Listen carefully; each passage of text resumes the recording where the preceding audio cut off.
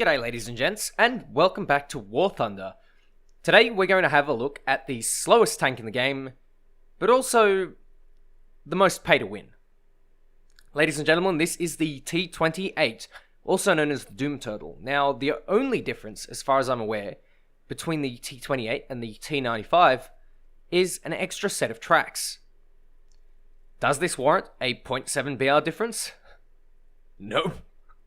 No, not at all.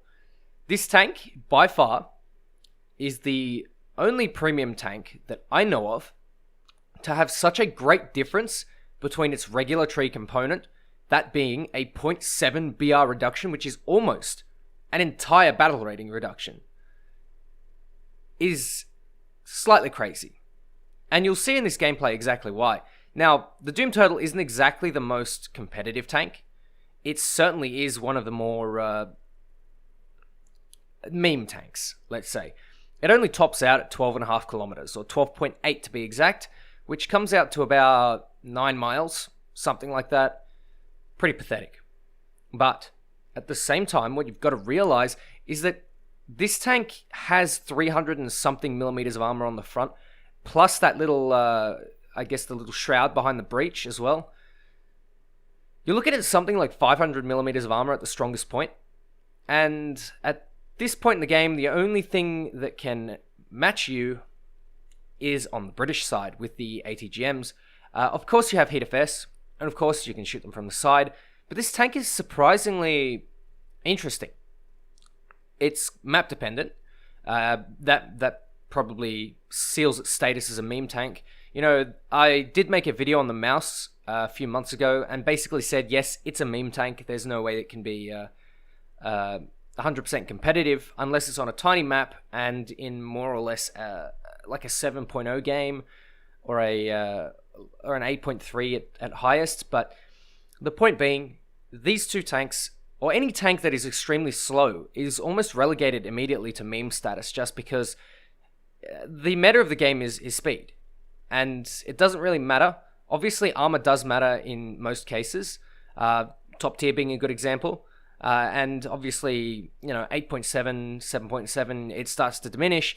But for the most part, below that, you still do see a fair armor game with, the T34, T29, even the King Tigers to some extent. And now, especially with the Jagdtiger, we have a small armor meta re-emerging a little bit. And honestly, I don't know how I feel about it, but when you have a premium that is at 6.3 with 300 millimeters of armor that is 0.7 below its tech tree equivalent, I think you can safely say that this is the most pay-to-win tank in the game. Now, is it a good tank? Obviously not, because it's slow. But it is fun. It's certainly a really, really good time, and this is... I know I'm having a look at a lot of premium tanks, but I've been starting to grind my Silver Lions again, and with being in the partnership program, Guardian gives me a couple of Golden Eagles every month to spend. And also, I got some Eagles from casting the War Thunder Grand Finals from Zerba.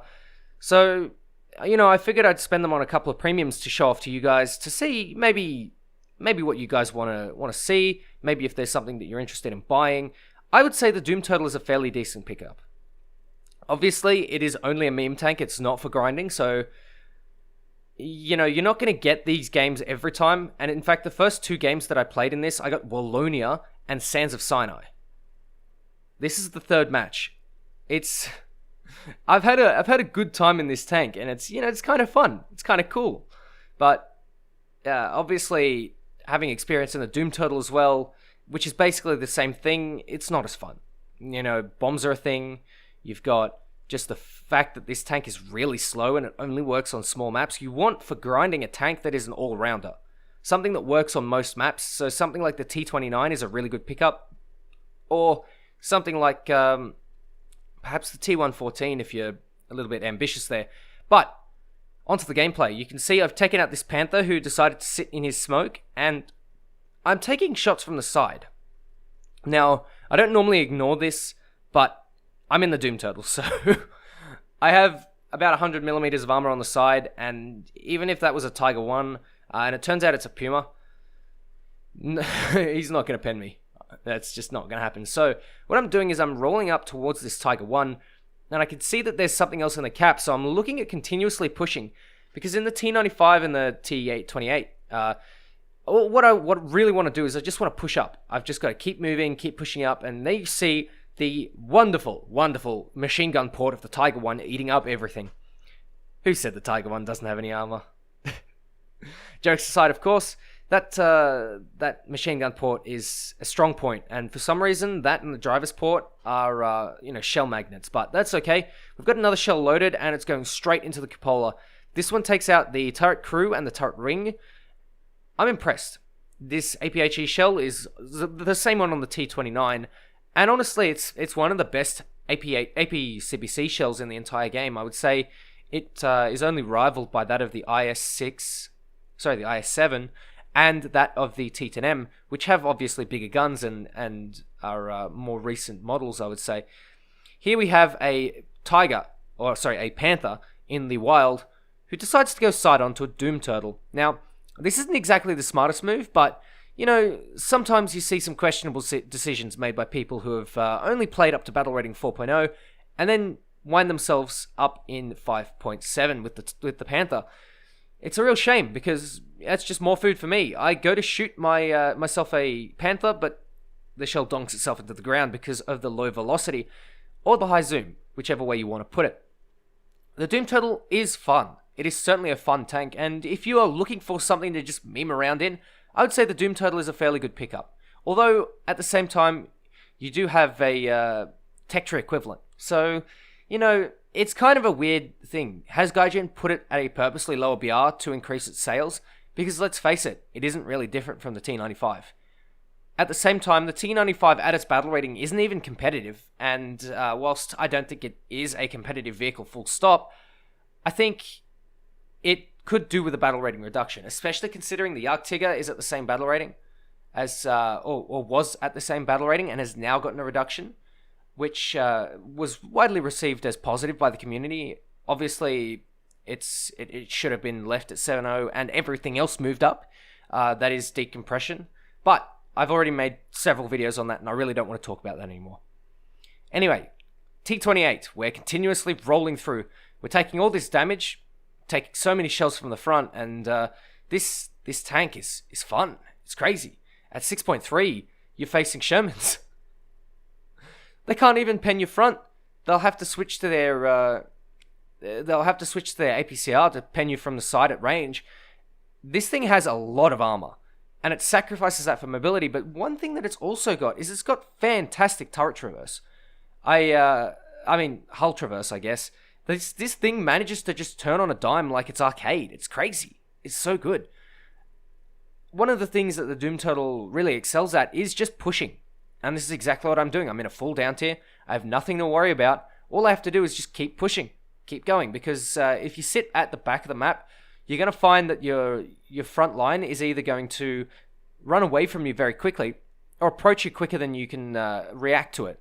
This tank is really, really slow and really, really lacks that ability to react to changes in the battle, especially considering that you're fighting alongside Hellcats, fighting alongside, Walker Bulldogs, Shermans, which are quite maneuverable, despite, other things being on the battlefield.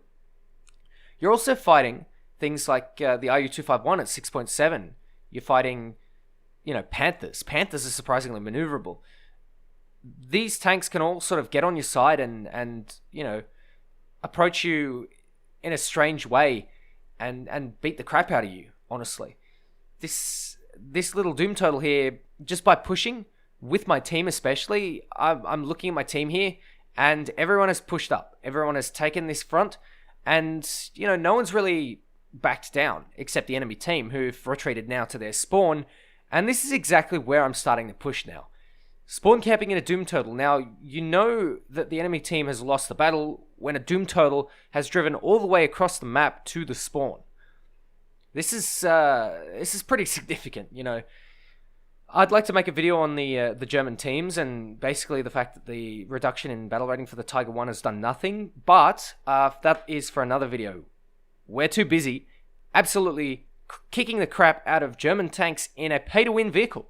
Yes, I would say the only reason that this is pay to win is because it is at 6.3. If it was at 6.7 and the Doom total was at 6.7, or even if there was a single BR gap between them, like if it was at 6.7 and the Doom total was at 7.0, then I think I would be fine with that, because the extra armor on the side adds about 50 millimeters, which, you know, it does a little bit, but once those side skirts gone and once you're starting to face heat FS, it doesn't really make a difference. You shoot the side casemate above the side skirts, you know, it's pretty much game over. Those hatches, whilst they're really strong, I believe you can penetrate them with some more of the high-powered shells.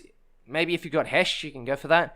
And there's just so much that you can do at 6.7 and 7.7 against the Doom total compared to 5.3. That's huge. That's huge. Look at this Tiger. Obviously, he's focusing on other targets, but there's a Doom total in his spawn. And, you know, unlucky for you, because free clubbing. Free clubbing Doom turtles. Ah, it's beautiful. Ostwind behind me. Doesn't matter. I have the armor to withstand it. And that's pretty much game. So, what would I propose?